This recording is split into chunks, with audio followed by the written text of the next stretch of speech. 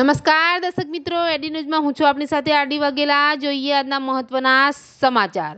અંકલેશ્વરની રાજપીપળા ચોકડી નજીક ઉપર અજાણ્યા વાહનની ટક્કરે રાહદારીનું સારવાર દરમિયાન મોત।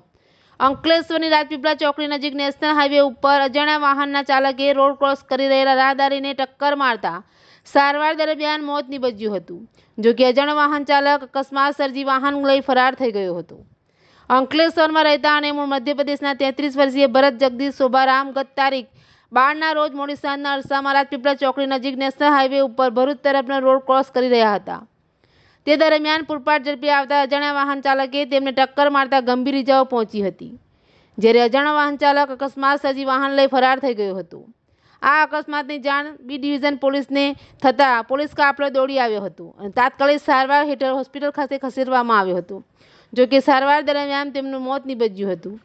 બી ડિવિઝન પોલીસે મૃતક ભરત જગદીશભાઈ શોભારામના મૃતદેહને પોસ્ટમોર્ટમ અર્થે ખસેડી અજાણ્યા વાહન ચાલક વિરુદ્ધ ગુનો નોંધી વધુ તપાસ હાથ ધરી છે। એડી ન્યૂઝ સાથે રિપોર્ટર જયેશ પ્રજાપતિ, અંકલેશ્વર।